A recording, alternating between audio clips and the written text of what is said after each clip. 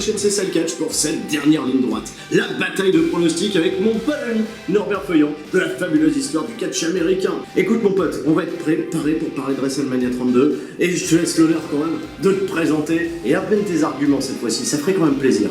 Salut à tous les abonnés de C'est ça le catch, merci Asturie de m'avoir proposé de faire les pronostics de WrestleMania 32 avec toi. Je suis Norbert Feuillant de la fabuleuse histoire du catch américain. Ça tu l'as pas dit mais je suis aussi la voix francophone de Ring of Honor. 5000 abonnés. Ouais, ça sert vraiment à rien de faire de la télé, on va plutôt parler de WrestleMania.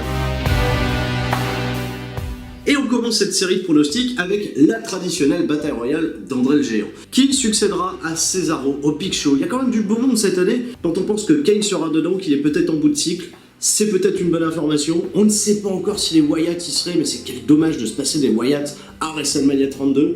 Moi, je mettrais peut-être une pièce sur Tyler Breeze. Parce que je sais pas vous, mais ça serait quand même hyper cool qu'il ait comme ça un WrestleMania moment pour lancer sa carrière dans le main roster. Énormément de rumeurs circulent sur le retour potentiel de Cesaro, ça sera peut-être pas à prendre à la légère, même si ce serait dommage pour lui de revenir uniquement pour la bataille royale d'André le Géant. Alors, je vais oublier un petit peu tous les participants et je vais faire un pronostic très osé pour ce premier match. Je pronostique une arrivée d'NXT en la personne de monsieur Baron Corbin. Et c'est uniquement pour t'embêter mon cher Norbert, car je sais que tu détestes le Baron, mais moi je le trouve super cool, il est trop dark. Et ce serait un super coup d'éclat pour démarrer sa carrière à la WWE. Oui, Norbert déteste Baron Corbin. Ah, tu l'as pas vu venir celle-là. La bataille royale d'André le Géant, on va commencer par le kick-off. Moi je regarde pas trop le kick-off généralement des pay-per-view, j'ai pas regardé celui de WrestleMania l'an dernier, je pense pas que je le ferai cette année même s'il y a 4 combats. André le Géant c'était super il y a 2 ans quand Cesaro avait balancé le Big Show par-dessus la 3ème corde, et l'an dernier en fait donc comme je vous le disais, j'ai pas regardé. Là j'ai vu la liste là, c'est chaud quand même, hein, ça me donne presque envie de revoir Bad News Brown et Tyler Breeze, si tu ris, arrête un peu. Enfin bon bref, me cherche pas avec Baron Corbin. Hein. Moi je pense pas que Baron Corbin gagnera, tu sais très bien que je peux pas saquer Baron Corbin, mais c'est super personnel, hein. C'est que son travail dans le ring m'ennuie vraiment profondément. Par contre, petit aparté, pour moi, Baron Corbin chez NXT est pushé exactement comme Roman Reigns à Raw aurait dû être pushé. C'est pas un truc de se marquer. Stone Cold Steve Austin l'avait dit également. Je pense que Roman Reigns a besoin d'un run de heel, ça on y reviendra peut-être plus tard. Revenons à nos moutons. Je pensais à Big Show cette année pour gagner une 2e fois la bataille royale d'André le Géant. Mais plus j'y réfléchis, plus je pense à Jack Swagger. On l'a ressorti pour Roadblock récemment. Il a fait un super match contre Chris Jericho. On a besoin de moments feel good comme ça. Je pense que les gens aiment bien Jack Swagger, with the people et tout le bordel. Je pense que c'est Jack Swagger qui remportera cette année la bataille royale d'André le Géant. Et pour moi, ça reste quand même un petit peu une surprise. Le match 4 contre 4 des nanas, des divas avec l'équipe de Brie Bella d'un côté et je regarde Lana, Naomi, Tamina et Emma. J'ai mes petites grattes sur le côté tellement je s'en fout. Moi je suis très surpris de 2 choses. Est-ce que Paige est de nouveau babyface? Je vois qu'elle est dans l'équipe de Brie Bella parce qu'il me semble que c'est les face. Moi que Lana soit face avec Emma, je comprends pas. Je sais pas, si tu suis pas WWE avec Paige, de toute façon tous les foutus lundis, tu te rends compte que Paige c'est le Big Show des nanas, elle fait que tourner, c'est très difficile à suivre. 2e chose qui me surprenne, je comprends pas, Brie Bella, là c'est la meuf de Daniel Bryan, tout le monde le sait, elle fait yes. Et pourtant elle est dans le kick-off alors que Daniel Bryan vient de prendre sa retraite, il est porté en ce moment par sa retraite, tout le monde aime Daniel Bryan, tout le monde dit pourquoi pas capitaliser là-dessus et faire un super moment WrestleMania sur le show principal avec une apparition de Daniel Bryan par exemple. Peut-être qu'on le verra quand même dans le show, je sais pas, mais je suis assez surpris. Victoire de Brie Bella. Oh là là mon cher Norbert, mais t'as même oublié, ça sera même pas un 4 contre 4, ça sera carrément un 5 contre 5. La team Total Diva avec Brie Bella, Paige, mais en effet c'est peut-être le Big Show Paige en quelque sorte, Alicia Fox, Natalia et Eva Marie. Mais quelque part, ça peut être super cool d'avoir une paria comme Eva Marie dans le clan des Faces. Et de l'autre côté, on n'attend qu'une chose, c'est les débuts dans le ring de Lana. Depuis le temps que le public de la WWE la réclame pour se battre dans le ring, qu'est-ce que ça va donner? En tout cas, ça va être la surprise. C'est pas un match sur lequel j'attends énormément de choses, mais peut-être comme toi, Norbert, juste pour pouvoir crier des Diamond. Et ben, je donnerai la victoire à la team Total Diva.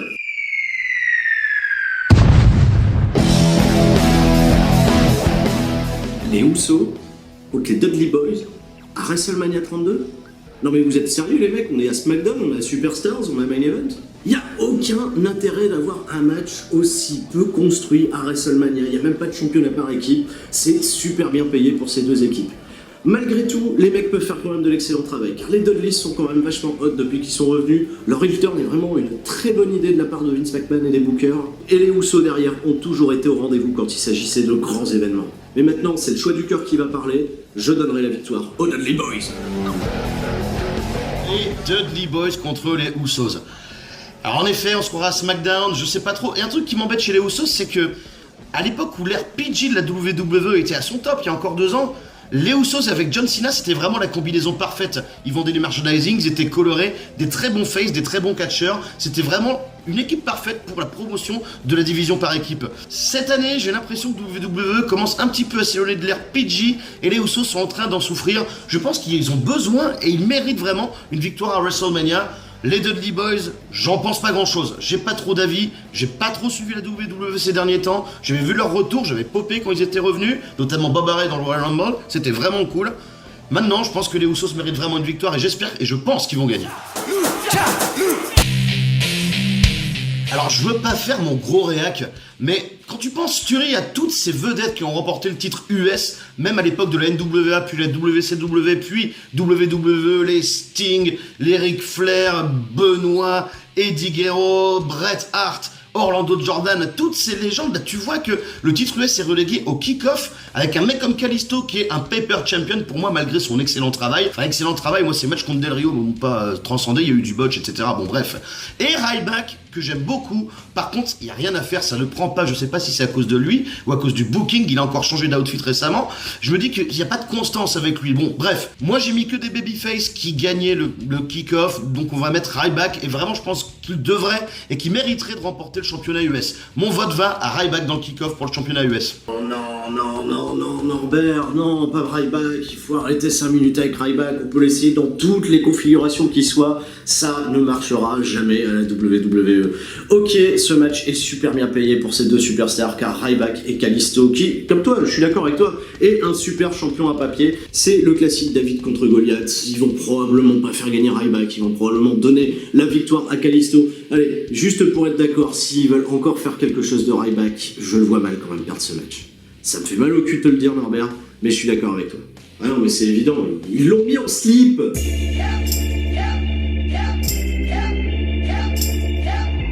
AJ Styles, le phénoménal contre Y2J Chris Jericho. Oh, AJ Styles, il va les catcher, il va pas passer par NXT, ils vont l'enterrer, il va jobber contre John Cena. Ah, ta gueule, ils s'en servent super bien d'AJ Styles. Ça pourrait peut-être être mieux, en effet, il aurait pu gagner directement le Royal Rumble ou battre directement Triple H pour le championnat de la WWE. Non, sans déconner, ils s'en sortent super bien avec lui. Pour moi, il a fait la meilleure entrée, les meilleurs débuts de l'histoire de la WWE depuis Chris Jericho en 99. Moi, j'ai absolument adoré, c'est peut-être parce que je suis un gros marque. Il y a un truc qui me chagrine dans ce combat, c'est le 4e match entre les deux. AJ Styles mène 2-1. Quelle importance ce match à WrestleMania. On s'en fout, évidemment qu'AJ Styles ne va pas remporter cette feud à 3-1 contre Chris Jericho. Le catch, ça marche en chiffre impair. Par 3, par 5 ou par 7. Il aura fallu que ce combat soit le premier entre les deux, ou le 3e entre les deux, ou le 5e, ou le 7e, que soit la belle, qu'on désigne un vainqueur décisif. Là, je pense que Chris Jericho va égaliser. Je pense pas qu'ils feront une faveur à AJ Styles en faisant remporter son premier match à WrestleMania. Chris Jericho avait déjà fait une faveur à Fandango en le mettant over il y a 3 ans. Je pense pas qu'il le refasse à nouveau. La victoire de Chris Jericho, pour moi, ne fait absolument aucun doute. Et laissez-moi vous dire autre chose pour WrestleMania. Bullet Club. Non, c'est Bulletproof. Boulette de viande. 6 boulettes. Boulette de shit. J'entends le loup, le renard et la boulette club. Oh, le boulet club. Oui, Norbert, pour un coup, je suis mais alors totalement en osmose, en symbiose avec toi. Quelle idée serait de faire gagner AJ Styles à WrestleMania? Il faut que Chris Jericho ait une victoire. Il faut égaliser à 2 partout pour donner un match à stipulation pour le prochain pay-per-view qui sera probablement Extreme Rules. Ce serait parfait. Maintenant, c'est le 4e combat, mais attention, on est quand même dans une configuration qui est pas du tout la même que les 3 précédents avortements, puisque AJ Styles est le top babyface, ça c'est évident. Et Chris Jericho est redevenu le Chris Jericho que j'aimais, le vrai heel, le mec qui se fait huer pour de bonnes raisons. Je mets ma pièce sur Chris Jericho, ça ne va pas du tout enterrer AJ Styles. Comme l'année passée, on aura le droit au match de l'échelle pour le titre intercontinental. Kevin Owens va devoir défendre sa ceinture contre Sami Zayn, The Miz, Dolph Ziggler, Stardust et Zack Ryder. Non mais c'est pas une connerie pour Zack Ryder, vous êtes sûr qu'il est pas dans la bataille royale dans le géant? Alors, je suis méchant avec Zack Ryder parce que je suis sûr qu'il va voler la vedette à pas mal de catcheurs que j'ai cités précédemment. Maintenant, voilà, mon pronostic s'arrête sur la seule chose possible, envisageable à WrestleMania, la victoire de Kevin Owens. La Keomania va déferler en WrestleMania, même si Sami Zayn, avec son excellente performance à NXT TakeOver Dallas, risque de faire beaucoup parler de lui dans ce match. Mon pronostic définitif, Kevin Owens. Sturie, non, mais comment t'as pu oublier ça? Mais il faut que tu refasses toute ta vidéo. T'as oublié Sin Cara dans le ladder match à 7 pour le championnat intercontinental. Comment t'as pu faire ça avec tout le build-up de génie qu'il y a eu derrière ce match? Le match le plus attendu pour le championnat intercontinental depuis Bret Hart contre Kurt Angle en SummerSlam 91. Alors ça déconne, Kevin Owens, je suis d'accord avec toi, buddy. Kevin Owens, le meilleur heel de WWE à mon sens, mon catcheur préféré de cette promotion. Et je vais vous dire un truc, il y a un truc que j'adore chez Kevin Owens, c'est la dynamique entre le côté badass, le côté vicieux, violent, et le côté pleureuse et un peu lâche. Et j'espère que Kevin Owens va gagner en faisant la grosse lopette, un peu comme Edge l'avait fait à WrestleMania 21 dans le Money in the Bank. Aucun doute là-dessus, je vois pas comment Zack Ryder pourrait gagner, ni The Miz, ni Sin Cara, ni Sami Zayn. Sami Zayn dont j'ai été vraiment assez déçu finalement, depuis son arrivée dans le roster principal de Raw, des matchs un peu oubliables contre Stardust, enfin c'était pas terrible à Brooklyn, pardon, à Toronto, excusez-moi. Vraiment, je vois pas comment on peut faire autrement. Kevin Owens retient le championnat intercontinental. It's a new day, yes it is. Le combat par équipe, le New Day contre la League of la League of Nations, un clan dont on parlera pendant des années à l'instar des ODTs, du Dungeon of Doom, du cabinet de JBL, enfin un clan de légende. C'est dommage avec toutes ces stars, mais bon, après, à leur décharge, les blessures ont pas aidé. Avec toutes ces stars, faire un clan aussi naze, à côté du New Day qui partent de nulle part, qui sont devenus le clan le plus cool de ces dernières années, le clan le plus cool depuis Nexus et la WWE. Il y a un truc que je suis pas sûr de comprendre. Le New Day sont les champions par équipe, et je suis pas certain que ce soit un match de championnat. Alors qu'on pourrait profiter de l'induction des Freebirds dans le Hall of Fame. Le New Day, ils sont déjà en train de faire la Freebird Rule, c'est-à-dire qu'ils sont 3 à détenir le championnat par équipe. Pourquoi pas un match 3 contre 3, 3 contre 4 pour le titre par équipe en hommage à Michael Hayes, à Terry Gordy, à Jimmy Garvin et à Buddy Roberts. Je sais pas ce que t'en penses, Thury, mais moi je pense que ça aurait été une bonne chose. On aurait pu profiter un petit peu du Hall of Fame et faire un petit mélange sympa, surtout que c'est le New Day qui va inducter les Freebirds au Hall of Fame. Victoire pour moi du New Day. Très bonne idée de les tourner face au bon moment et de pas les faire feuder quand ça commence à prendre, comme c'est le cas souvent chez WWE. Attention dans le booking à pas les rendre trop cheesy, trop cuculapraline, trop babyface. Victoire du New Day. Nord, Berserks. Nord, Berserks. Nord, Berserks. Norbert, arrête s'il te plaît de décrédibiliser autant la League of Nations. Il y a quand même 2 anciens champions de la WWE dans ce clan. Il y a Rusev, qui a été champion des États-Unis, Wade Barrett, champion intercontinental. Il faut, s'il te plaît, que tu arrêtes de décrédibiliser cette équipe. Ils sont incroyablement cool, la League of Nations. Ok, d'accord, la League of Nations, c'est quand même super méga naze. Alors, je ne sais pas si les ceintures seront en jeu pour ce match, mais quoi qu'il en soit, s'il faut rester quand même un minimum cohérent, même si, voilà, j'adore le New Day, je donnerai quand même la victoire à la League of Nations, parce que ça reste quand même du 4 contre 3. Et si le New Day remporte ce combat, j'ai peur que ça enterre définitivement ces 4 catcheurs. Donc mon pronostic restera, malgré tout ce qu'on en pense, tout ce que t'en dis mon cher Norbert, sur la League of Nations. Rusev Crush.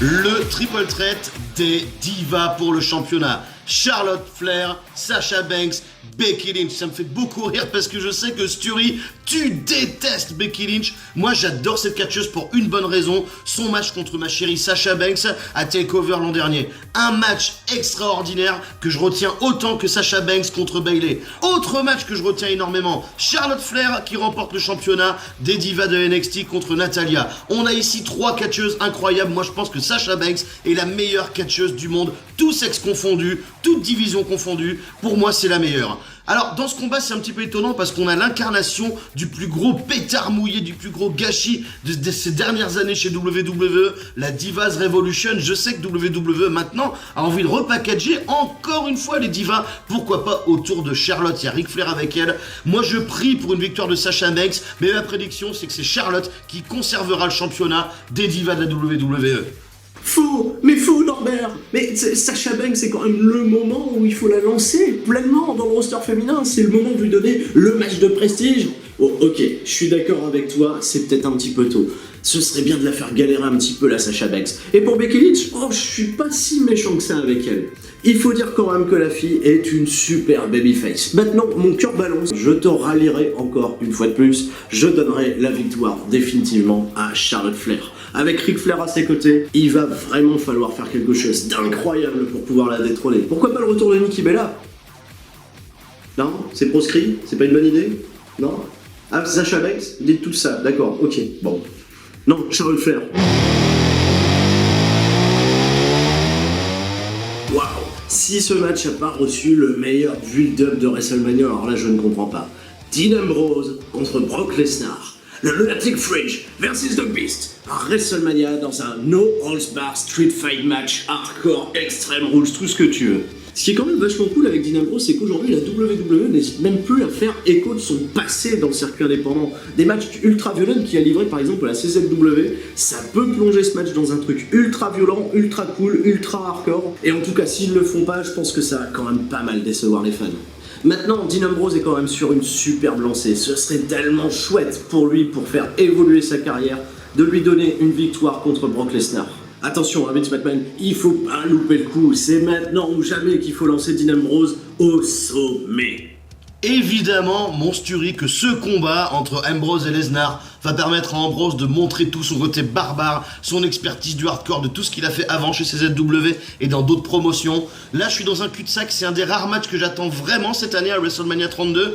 Brock Lesnar, pour moi, peut pas perdre ce match contre Dean Ambrose. Le seul match qu'il a perdu réellement, c'est contre l'Undertaker, et encore, il y avait de la gruge. Le seul truc avec Dean Ambrose, il y a un truc qui m'embête un petit peu quand je l'ai vu à Toronto, à Roadblock, contre Triple H. Je suis pas un pro WWE du tout, et j'aime pas tellement toutes les idées de Vince McMahon. Par contre, quand tu vois les bras chétifs et tout le corps pâle de Dean Ambrose en face du monstre qui était Triple H, là je pense qu'il y a un problème de crédibilité. Va falloir vraiment mettre tous les chevaux dehors, se sortir les doigts du fion et de faire d'Ambrose une véritable star. Moi je pense que le Brock Lesnar va gagner, mais ils vont faire d'Ambrose une superstar, un peu comme Steve Austin avec Bret Hart à WrestleMania 13 en 1997. Je vois bien Ambrose qui lâche rien, qui arrête le match parce qu'il est pass out. Un bain de sang ce serait bien, je connais plus trop la politique de WWE maintenant avec le sang. C'est un match que j'attends vraiment énormément. Victoire de Brock Lesnar. Here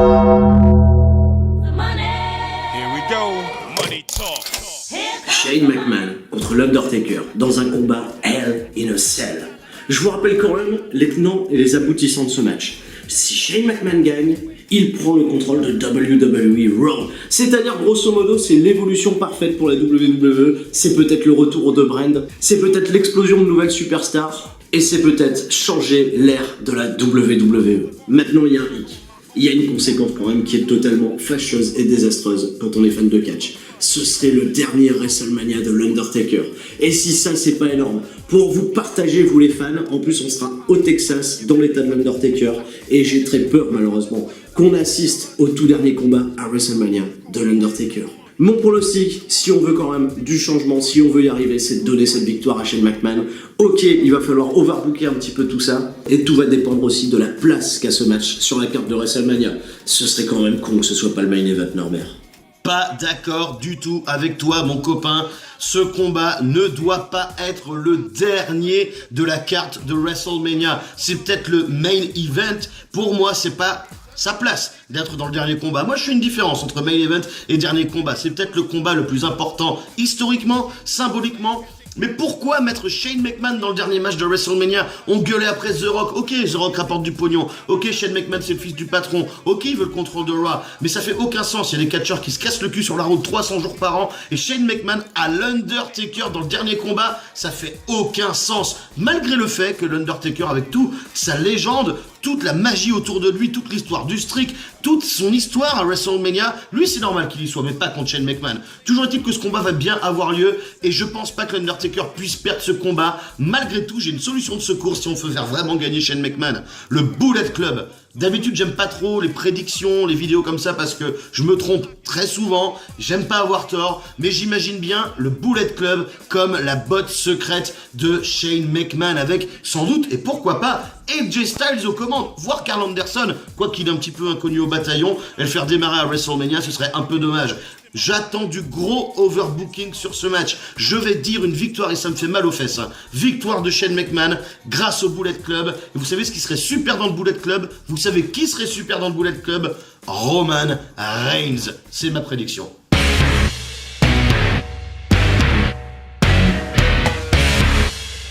Le combat de championnat suprême, le gros match. Triple H, le champion, contre Roman Reigns. Il y a un truc dont j'ai envie de vous parler, c'est que l'an dernier, c'était déjà booké avec le cul pour Roman Reigns. Personne n'en voulait. Ceci dit, Roman Reigns et Brock Lesnar ont fait un de mes combats préférés de l'année dernière. J'ai adoré ce match, même sans le cash-in de Seth Rollins, c'était super. Roman Reigns a pris son beating comme un homme, il a mis des grandes lattes à Brock Lesnar, c'était vraiment hyper bien, j'adore ce combat. J'ai aucun doute, moi je fais partie des gens qui aiment pas Roman Reigns. Il m'ennuie, je pense que comme tous les smarts ont vraiment l'enfonce dans la gorge des gens, je suis pas sûr que ce soit le bon moment et je rappelle ce que j'ai dit un petit peu plus tôt, j'aimerais vraiment qu'il ait un run de heel. Je rappelle que même Stone Cold l'a dit, ça veut dire que c'est vrai. Triple H pour moi va remporter ce combat, surtout dans la mesure où si jamais c'est bien Taker contre Shane McMahon, le dernier combat en Hell in a Cell de la soirée, si le combat est en milieu de carte, ils ont un boulevard pas possible pour faire perdre Roman Reigns. Bullet Club. Waouh, mais cette idée de faire de Roman Reigns un heel et de le faire rejoindre le Bullet Club, Norbert, mais putain, c'est du génie, mais t'aurais dû être booker et écrire des shows. Ok, ton raisonnement se tient super bien. Mais dans ce cas-là, pourquoi tu donnes la victoire à Triple H? Ok, le mec est quand même en train de se remettre en forme totale. Il est super bon dans le ring, le match contre Dean Ambrose était super cool. Roman Reigns, c'est aussi une très bonne solution pour Main Event et WrestleMania. J'étais comme tout l'année dernière. J'y croyais pas du tout au match entre Roman Reigns et Brock Lesnar, et finalement, je suis d'accord, c'était quand même le match de la soirée. Maintenant, attention, je crains vraiment que ce match soit quand même le main event de WrestleMania. Allez, je vais quand même occulter ce que t'as dit. Il faut aussi pour moi de l'overbooking sur ce match. J'irai pas jusqu'à aller avec le Bullet Club, mais il faut pas oublier une chose aussi. Il y a The Rock, il y a Shawn Michaels qui va probablement traîner dans le coin. Il y a d'autres superstars peut-être à mettre en lumière pour ce main event. Et ce serait quand même incroyable de terminer sur un moment totalement culotté avec un Roman Reigns, la ceinture dans les mains, debout devant tout le monde, devant 80 000 personnes le huant. Ce serait génial, ce serait méga culotté.